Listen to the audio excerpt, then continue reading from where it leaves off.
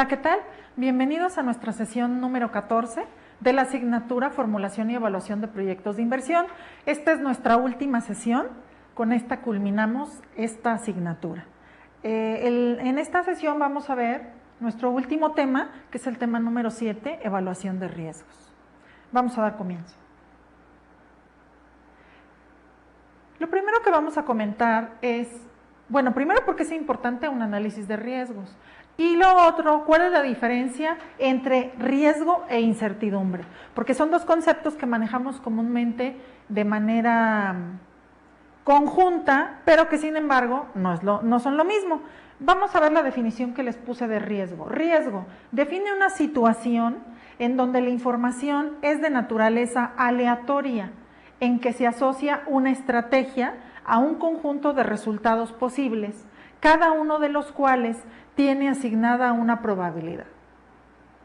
¿Por qué se tiene que hacer un análisis de riesgos en un proyecto de inversión? Porque no todo lo que tenemos planeado necesariamente va a funcionar de la manera en la que esperamos. Incluso hay que recordar que manejamos mucho la parte de las proyecciones y una proyección no es 100% certera. Siempre tiene cierto grado de, pues un pequeño margen de error, el nivel de confiabilidad, por muy alto que lo pongamos, no llega al 100%, y adicionalmente pudieran existir algunas variables del mercado, de la competencia, que nos pudieran afectar, incluso del país, variables incontrolables y que desde luego repercuten en el proyecto y representan un riesgo. Por el otro lado, la incertidumbre la definimos como que caracteriza una situación donde los posibles resultados de una estrategia no son conocidos y en consecuencia sus probabilidades de ocurrencia no son cuantificables. Aquí si analizamos estos dos conceptos, a pesar de que se parecen, la situación con la incertidumbre es que no podemos establecer ningún tipo de probabilidades, dado que desconocemos totalmente qué pasa con el proyecto o qué pasa con determinadas variables. En el caso del riesgo, sí podemos hacer ciertas predicciones y mediciones y establecer determinadas probabilidades. Entonces ahí es donde podríamos dejar muy clara la diferencia entre lo que es el concepto de riesgo y el concepto de incertidumbre. Habrá proyectos en donde tengan un alto grado de incertidumbre, como habrá proyectos en donde solamente lo que estemos manejando es riesgo. Ahí tendremos que ver cuál aplica. ¿Cuál es la importancia? Bueno, les decía yo, existen diferentes variables que pueden afectar los proyectos. Ahí les estoy poniendo, es difícil que todas las variables críticas de un proyecto se conozcan con certeza. Desafortunadamente, cuando uno quiere invertir en un proyecto, pues es prácticamente imposible contar con todos los elementos necesarios para garantizar que el proyecto sea exitoso.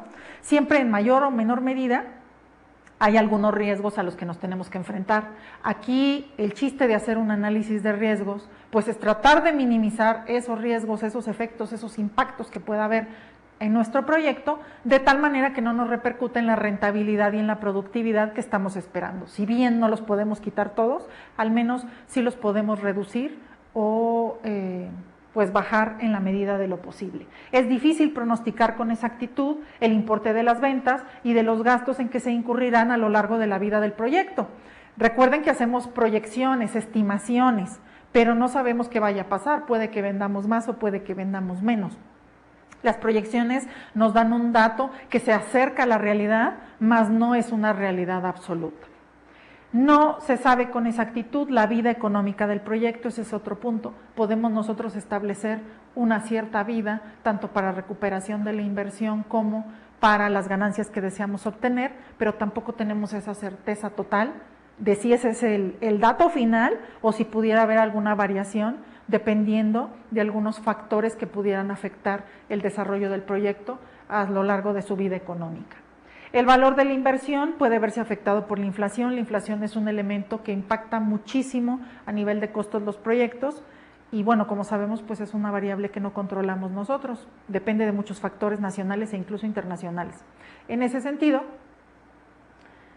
pues es un punto que nos afecta y que de alguna manera tenemos que considerarlo. Se puede considerar un cierto margen de holgura o un porcentaje adicional para efectos de la inflación, aunque nunca estaremos seguros del porcentaje total, porque ese también va variando cada año con año dependiendo de diversas circunstancias y factores que la afectan. Hay que aclarar que existen proyectos que son más riesgosos que otros. Todo depende pues de múltiples variables, desde la zona geográfica en la que la deseamos poner, el mercado al que nos deseamos enfocar, el tipo de producto o servicio que manejemos, la cantidad de competidores y la rivalidad que existe entre los competidores, la presencia de productos sustitutos, en fin, toda una serie de elementos que pueden repercutir y que afectan en cuanto a el riesgo al que podemos enfrentarnos con el proyecto. La idea es que no tenga tanto riesgo el proyecto para que no pongamos pues en un problema serio los ingresos y las utilidades que deseamos obtener, pero bueno, pues todo dependerá de todas estas características que les estoy comentando. Existen decisiones tomadas bajo condiciones de riesgo contra decisiones tomadas bajo condiciones de incertidumbre. Ahí les pongo un ejemplo. ¿Qué pasa con el lanzamiento de un nuevo producto al mercado? Cuando lanzamos un nuevo producto al mercado, esta es una decisión bajo condiciones de incertidumbre. ¿Por qué? Porque no tenemos datos previos de qué pueda pasar con el mercado y qué pueda pasar con la venta de ese producto, dado que es la primera vez que lo lanzamos y no hay históricamente información para poder de ahí agarrarnos y hacer algunas predicciones. Por eso se considera que es una decisión bajo condiciones de incertidumbre. Cuando hablamos de una decisión que es bajo riesgo, se tiene un historial y es posible asignar probabilidades objetivas respecto a la ocurrencia bajo diferentes estados de la naturaleza, es decir, un estado pesimista, un estado normal y un estado optimista, que son los tres estados que usualmente se manejan para poder establecer decisiones bajo condiciones de riesgo. En el caso de las decisiones bajo incertidumbre, tenemos que no se tiene un pasado para asignar probabilidades objetivas de ocurrencia a diferentes estados de la naturaleza o escenarios que puedan presentarse. Entonces, si se fijan, es una situación mucho más seria y más grave la de una condición de incertidumbre que la de riesgo. Si bien es cierto, puede haber riesgos muy fuertes, pues el hecho de que tú tengas una incertidumbre total de qué va a pasar porque ese producto o servicio que vas a lanzar no tienes información previa como para saber qué estrategias tomar, eso es una cuestión que sí puede afectar seriamente al proyecto. La idea sería que las decisiones fueran más bajo riesgo, más que una condición de incertidumbre. Sin embargo, esto no lo vamos a saber sino hasta el momento en que estemos en el proceso de la planeación y la formulación del proyecto de inversión. En la práctica, como les decía, existen tres tipos de escenarios: un escenario bajo un criterio optimista, un escenario bajo un criterio más probable y un escenario bajo un criterio conservador. Ya dependerá del análisis que hagamos en qué situaciones se va a encontrar nuestro proyecto de inversión. ¿Qué criterios se utilizan de manera frecuente para poder considerar el riesgo y la incertidumbre en las decisiones de inversión? Básicamente tenemos dos puntos. Por un lado, descontando los flujos de efectivo lejanos de un proyecto a una tasa de descuento más elevada. Eso nos puede ayudar a considerar el riesgo y la incertidumbre. Y por el otro lado, tenemos que la estrategia que podemos implementar es castigando los flujos de efectivo lejanos con probabilidades de ocurrencia. Se supone que se habrá de predecir mejor algo que ocurrirá en el corto plazo que el largo plazo. Es mucho más fácil, de hecho, hacer predicciones a corto plazo que a largo plazo, puesto que a largo plazo ya hay más variables que pudieran afectar, competidores que se pudieran presentar, variables económicas, políticas, legales, financieras y demás que pudieran intervenir en el proyecto de inversión, y por lo tanto eso vuelve más complejo el que se puedan utilizar estos criterios. Hay un concepto importante que se maneja dentro del análisis de riesgo y es la cuestión del valor esperado. ¿Qué entendemos por valor esperado? Les pongo en su información. Representa otra forma de expresar el valor promedio, ya sea de flujos anuales, de vidas económicas de los proyectos, de tasas internas de rendimiento, la famosa TIR, o de valor presente neto BPN. Este valor esperado se puede aplicar para cada una de estas herramientas. Y ahí les pongo un ejemplo, dice, si tienen las siguientes estimaciones de TIR de un proyecto, podrá obtenerse el promedio o valor esperado de la TIR conforme los siguientes cálculos. Tenemos una TIR del 16% para un estado o una condición pesimista, un 20% para una situación normal y un 28% para una situación optimista. La probabilidad de cada uno, 20% en el caso del pesimista, 70% en el caso de normal y en el caso de optimista, 10%. Si hacemos las multiplicaciones correspondientes de 16% por 20%, 20 por 70 y 28 por 10 nos dará respectivamente 3.2% para el caso del escenario pesimista, 14.0% para el caso del escenario normal y para el optimista 2.8%. La TIR promedio o el valor esperado, ¿de dónde va a salir? Pues ahora sí que del promedio de toda esta información que estamos generando.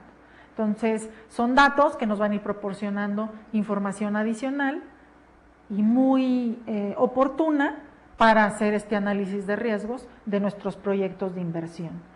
Una herramienta que se utiliza mucho dentro de, bueno, más bien dos herramientas que se utilizan mucho dentro del análisis de riesgos son, por un lado, el análisis de sensibilidad, que más adelante vamos a ver unos videos enfocados a de qué se trata este análisis y cómo puede llevarse a cabo, cómo puede efectuarse dentro de un proyecto de inversión. Y por el otro lado, el método de árboles de decisión, el cual nos ayuda mucho primeramente a visualizar una decisión a través de un árbol, y adicionalmente hacer cálculos correspondientes para determinar el posible riesgo que existe entre seleccionar una alternativa u optar por una alternativa diferente. Vamos a empezar a ver algunos ejercicios para que les quede claro cómo se maneja esta metodología y cómo aplica dentro del análisis de riesgos de un proyecto de inversión.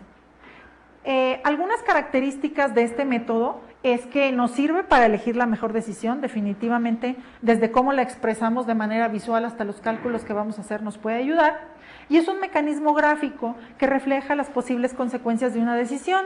Algo importante dentro de su conformación es que manejamos cierta simbología, pudiéramos llamarle. El punto que se denomina origen o punto de decisión, a partir del cual se va a ramificar todo el árbol de decisiones, unas líneas que nos van a delimitar las posibles consecuencias de la decisión, factores de probabilidad, que es la posibilidad de que se dé o no un suceso. Vamos a manejar muchísimo la parte de las probabilidades y esto tiene que ver con el análisis de riesgos, como veíamos, condiciones de riesgo. Los flujos de efectivo, que van a ser los ingresos, gastos o utilidades que provocan una decisión. A veces el árbol lo vamos a analizar desde el punto de vista de cuál es el que más utilidades me proporciona, en otras ocasiones va a ser cuál es el que menos costos me genera o cuál es el que más ingresos me proporciona también. Entonces, todo dependerá del tipo de información con el que contemos al momento de establecer, ramificar y aplicar el método de árboles de decisión. Y el valor esperado, que sería la multiplicación del factor de probabilidad por el flujo de efectivo. No siempre vamos a contar con todos estos elementos, sí con la mayoría, pero ya jugaremos un poco con esa información para ver cuál es la decisión más adecuada en cada proyecto de inversión. Y vamos a empezar con un ejemplo. Tenemos 3 cajas, la caja 1 tiene 10 lámparas, de las cuales 4 están defectuosas, la caja 2 tiene 6 lámparas, de las cuales una está defectuosa, y la caja 3 tiene 8 lámparas, de las cuales 3 están defectuosas. ¿Qué pasaría si tengo que escoger una caja, sacar un foco y ver si está defectuoso o no? ¿Cómo podemos expresar esto? A través de un árbol de decisiones, como lo tienen en su pantalla. El árbol de decisiones parte del punto o ramificación inicial. Vemos cuántas decisiones tengo yo. Para este caso tenemos 3 decisiones porque son 3 cajas que podríamos denominar caja 1, caja 2 y caja 3, y que la selección del foco de cualquiera de las cajas tiene la misma probabilidad, por tanto le ponemos un tercio, un tercio y un tercio. Para el caso, en todos los casos vamos a tener productos defectuosos, o focos en este caso, defectuosos y no defectuosos. Entonces vamos a ponerle defectuoso, no defectuoso. En la segunda caja igual, defectuoso, no defectuoso. Y para la tercera caja, defectuoso y no defectuoso. ¿De dónde salen los valores que aparecen en su pantalla? En la primera dijimos, tienen 10 lámparas, de las cuales 4 están defectuosas. Entonces, si yo estoy poniendo o estableciendo que 4 son defectuosas y son 10, la probabilidad es 4 sobre 10. y automáticamente puedo sacar la probabilidad de la no defectuosa, que sería 6 sobre 10. ¿Cómo la saco? Pues si son 10 lámparas y 4 están defectuosas, las que me quedan son no defectuosas. ¿De dónde sale el segundo dato? Tenemos ahí en su pantalla, son 6 lámparas, de las cuales una está defectuosa. Entonces, en la parte de defectuosa le pongo que la probabilidad es de 1 a 6 y por lo tanto la diferencia serían de no defectuosas, que serían 5/6. Y en la última nos dice que son 8 lámparas, de las cuales 3 están defectuosas. Entonces pongo 3/8, que sería mi probabilidad para las defectuosas, y 5/8 para las no defectuosas. Hasta aquí ya hice mis primeras ramificaciones, pero el problema que me dice, ¿qué pasaría si tengo que escoger una caja, sacar un foco y ver si está defectuoso o no? En un primer foco y en una primera vuelta, estas serían mis probabilidades. Pero ¿qué pasa si yo saco un siguiente foco? Esto ya me ramifica otra vez a defectuoso, que nada más voy a poner las puras iniciales por cuestiones de espacio, defectuoso y no defectuoso. Si agarro uno de aquí, y igual para todos, defectuoso, no defectuoso, defectuoso, no defectuoso, defectuoso, no defectuoso, defectuoso, no defectuoso, defectuoso, no defectuoso. ¿Cómo voy a establecer estas probabilidades? Pues tomando en cuenta las anteriores. ¿Qué pasaría si yo en esta segunda ronda agarro un foco que está defectuoso? Aquí mi probabilidad se va a disminuir de 4/10 a 3/9. Disminuyo el foco y también disminuyo el total de focos. Si resulta que está defectuoso, me queda esta proporción, pero los no defectuosos siguen siendo los mismos. Sería 6/9, y aquí cumplo con mis 9 focos. Por el otro lado, ¿qué pasaría si yo aquí agarro uno que sea no defectuoso? Ahí tendría 4/9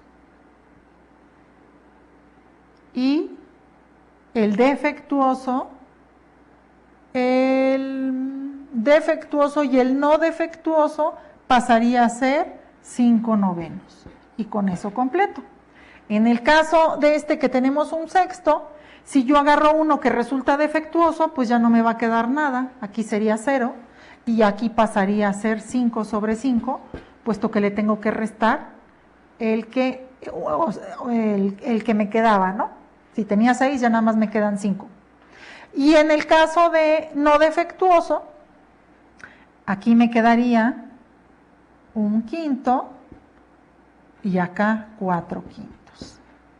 ¿Qué pasa si es de la tercera caja, en donde tengo 3/8? Si sale defectuoso, ya no voy a tener 3, sino 2/7, y por lo tanto no defectuosos me quedarían 5/7. Y en el no defectuoso, aquí me siguen quedando los mismos defectuosos, que sería 3/7, y aquí se me disminuye 1, en lugar de 5 serían 4/7. O sea, voy a afectar el denominador por la cuestión de que le voy reduciendo 1 al total de los focos que me quedan. Y aquí arriba iré afectando al 3 o al 5, dependiendo si el producto es defectuoso o no defectuoso. Entonces, para este ejercicio, estas serían mis probabilidades para la segunda ronda. Y así le puedo seguir hasta que se me acaben los focos. Puedo seguir estableciendo probabilidades. Este sería un primer ejercicio sobre árboles de decisión. Vamos a ver un segundo ejercicio. Este que tienen aquí de Juanita, se los voy a dejar para que lo revisen después con calma. Vamos a ver ahorita este de la empresa que produce 2 tipos de galleta y tiene que tomar la decisión de cuál es la que le conviene más producir.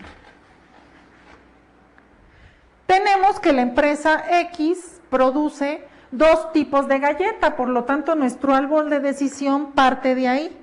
Tenemos galletas de chocolate y galletas de vainilla. Lo vamos a dejar expresado como está de esta forma. Le ponemos, ¿cuáles son mis dos decisiones? Yo como empresa produzco galletas de chocolate o produzco galletas de vainilla. En el caso de las galletas de chocolate, dice, se estima que las ventas proyectadas, que son de 300,000 para los niños, la consuman el 80%, 70% los jóvenes sobre unas ventas de 225 y los adultos en un 30% sobre unas ventas de 150,000. Es decir, esto me ramifica otra vez a tres alternativas: que la consuman los niños, que la consuman los jóvenes y que la consuman los adultos. Tal y como lo tienen más adelante, como está aquí expresado. Entonces, en el caso de los niños, tenemos que la probabilidad es que sea del 80%, que quedaría expresado como 0.8, de un total de ventas de 300,000. En el caso de los jóvenes, es el 70%, que es 0.7, de un total de 225,000. Y en el caso de los adultos, sería el 30% de un total de 150,000. Como lo ven en su esquema, que les voy a pasar otra vez, ahí tenemos los cálculos. Aquí me da 240,000. El de los jóvenes me da 157,500 y el de los adultos me da 45,000. Para que en total la suma, aquí me da 442,500. Esto sería lo que yo obtendría si optara por la opción de producir galletas de chocolate. Pero ¿qué pasa con las galletas de vainilla? Bueno, ahí dice que las ventas que se estima proyectadas son para jóvenes y para adultos. Aquí nada más se ramifica en dos, ya no tengo niños. Entonces va a ser jóvenes y va a ser adultos. En el caso de los jóvenes, se estiman unas ventas del 70% sobre 280,000, entonces es 0.7 por 280,000, y en el caso de los adultos sería un 30%, que es 0.30 de 175,000 pesos. Si hacemos los cálculos de los resultados, 0.70 por 280 nos va a dar 196,000, y 0.30 por 175 nos va a dar 52,500, de tal manera que la suma de ingresos aquí nos va a dar 248,500. Así expresamos un árbol de decisión mediante este método, y lo que nos faltaría sería definir, bueno, de este proyecto de producir galletas de chocolate o de galletas de vainilla, ¿qué es lo que más conviene? Pues como estamos manejando ingresos en este proyecto, tenemos ingresos de 442,500 en el caso de galletas de chocolate, ingresos de 248,500 en el caso de galletas de vainilla. Como son ingresos, nos tenemos que ir por tomar una decisión de acuerdo al valor más alto. ¿Cuál es el valor más alto? 442,500. Esto quiere decir que a la empresa le conviene producir galletas de chocolate. ¿Por qué? Porque es la que le va a generar mayores ventas o ingresos. Con esto queda expresado cómo se maneja el método de árboles de decisión. Vamos a ver un ejemplo adicional antes de pasar a los videos.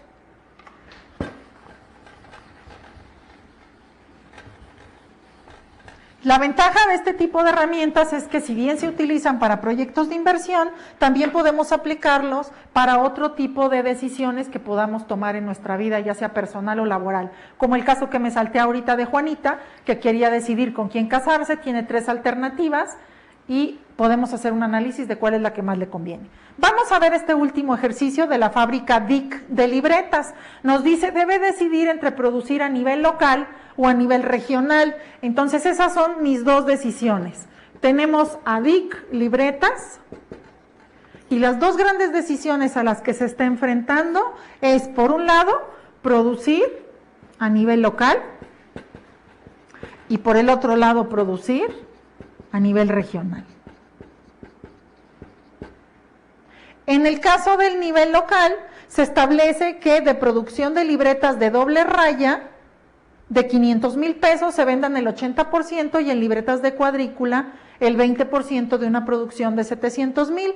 O sea que a nivel local tenemos dos tipos de producción que se pueden hacer: las libretas de doble raya y las libretas de cuadrícula.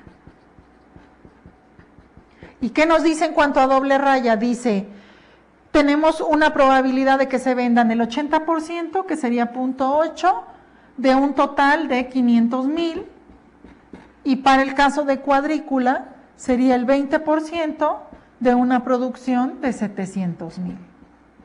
Si nos vamos al ejercicio ya resuelto, ¿cuáles son nuestros datos? 0.8 por 500,000 nos da 400,000 y 0.20 por 700,000 nos da 140,000.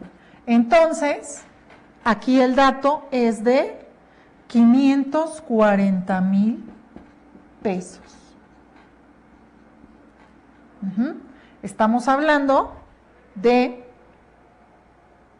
ventas, aquí también son ingresos, entonces aquí obtendríamos, si es a nivel local, unos ingresos de 540,000. ¿Qué pasa a nivel regional? A nivel regional también vamos a tener tanto producto de doble raya como cuadrícula, va a haber libretas de los dos tipos, pero aquí nos cambian los datos. Tenemos una producción de 270,000 pesos y la probabilidad de que se venda el 95%. Entonces sería 0.95 multiplicado por 270,000 contra la cuadrícula, que sería el 5%, que es 0.05, y que multiplica a 300,000. Si calculamos esos datos, 0.95 por 270 nos va a dar, bueno, ahí tenemos un error de cálculo, porque no nos da 140,000 pesos. Tenemos que ver, a ver, déjenme hacer la operación un segundo en una calculadora. 270,000 por 0.95, porque tenemos un error en la diapositiva.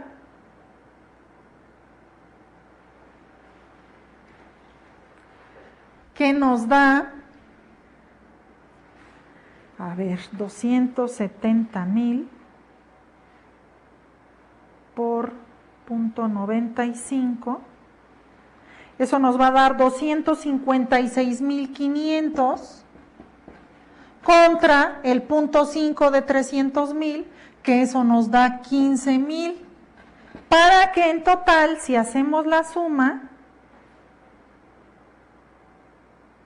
nos da 271,500 pesos. Entonces, como en este caso también estamos hablando de ingresos, porque estamos calculando las ventas, o sea, la producción, pero lo que yo voy a vender, o sea, estamos hablando de ingresos, consideramos también el dato más alto.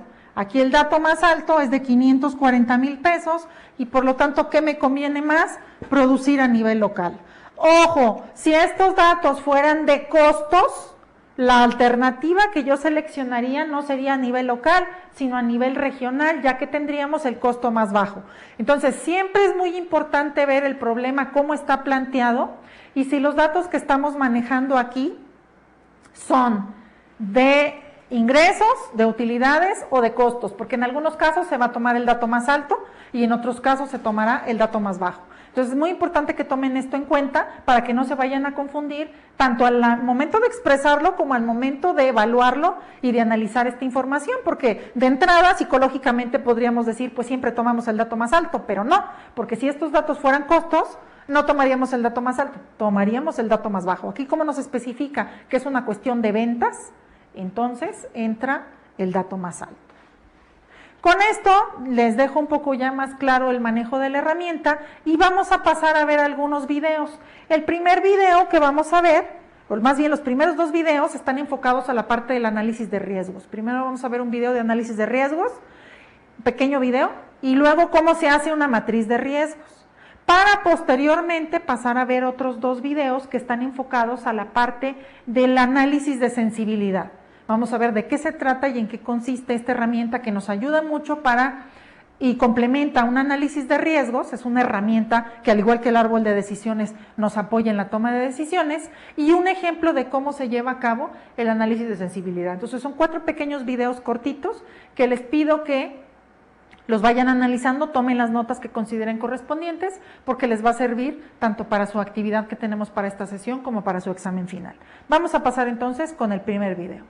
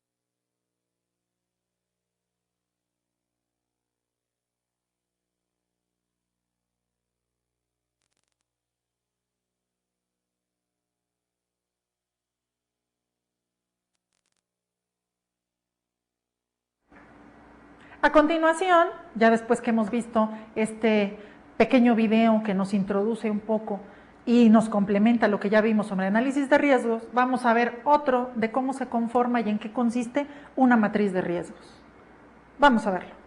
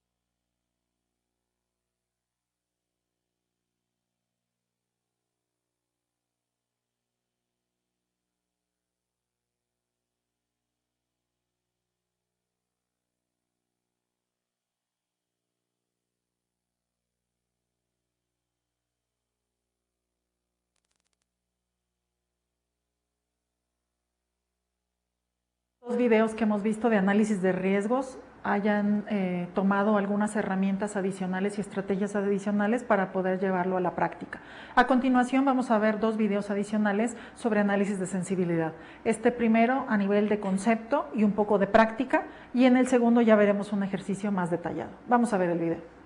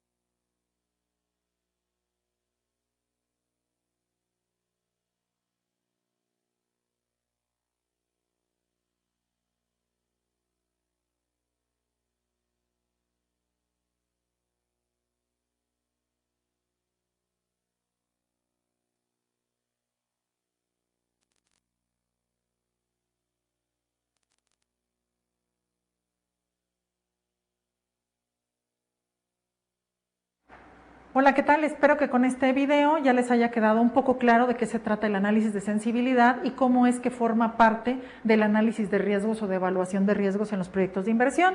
Vamos a ver un último pequeño video en donde viene más detallado un ejemplo de cómo se realiza un análisis de sensibilidad. Vamos a verlo.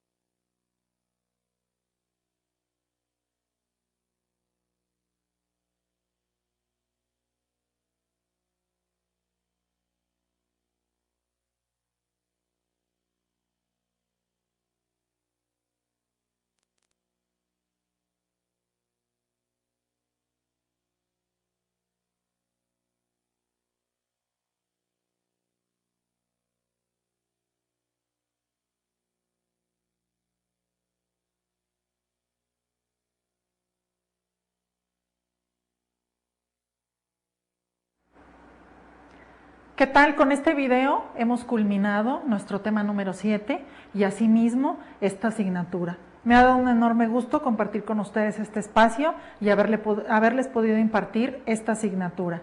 Recuerden que tenemos una actividad pendiente todavía. Les deseo mucha suerte en su examen final. Échenle ganas no nada más a esta materia, sino a las demás que les hacen falta. Gracias por haber compartido conmigo este espacio y espero verlos pronto. Hasta luego.